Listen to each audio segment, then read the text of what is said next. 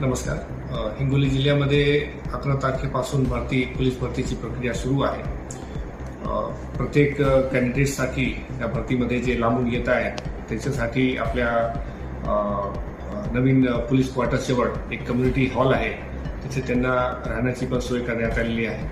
त्याच्यामुळे कुठल्याही कॅन्डिडेट्सला बाहेर रोडवर किंवा इतर ठिकाणी झोपण्याची गरज नाही आहे.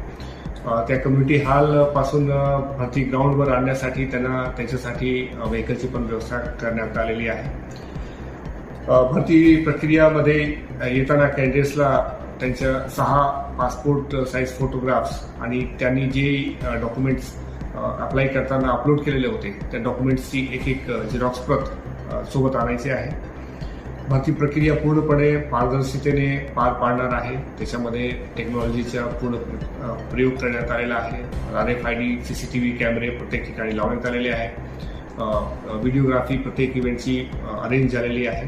त्याच्यामुळे कुठलाही आमिषाला बळी पडू नये, कारण कुठल्याही अधिकारी किंवा कर्मचाऱ्यांच्या ह्याच्यात पर्सनल हस्तक्षेप पॉसिबल नाही आहे. कुणीही अधिकारी कर्मचारी कुठल्याही कॅन्डिडेट्सला फेवर करू शकत नाही.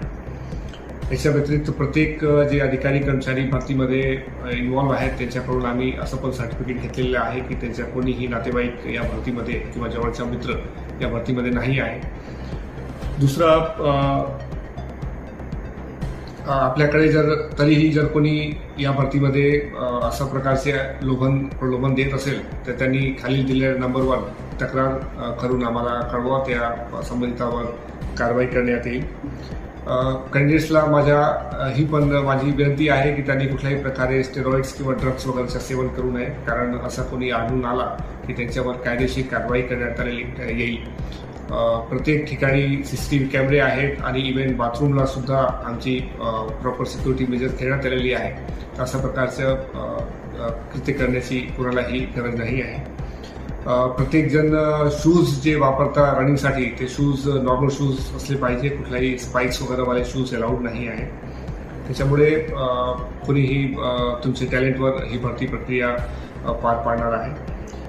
कॅन्डिडेट्स सोबत येताना कुठल्याही प्रकारचे किमती सामान मोबाईल फोन वगैरे आणायचं नाही आहे, कारण भरतीचे ग्राउंडमध्ये कॅन्डिडेट सोबत कुठल्याही प्रकारचं साहित्य अलाउड नाही आहे. फक्त कॅन्डिडेट आणि इव्हन पेन पेपर सुद्धा अलाउड नाही आहे. याच्यामुळे कॅन्डिडेटच्या सामानची त्यांना स्वतः काळजी घ्यावी लागेल.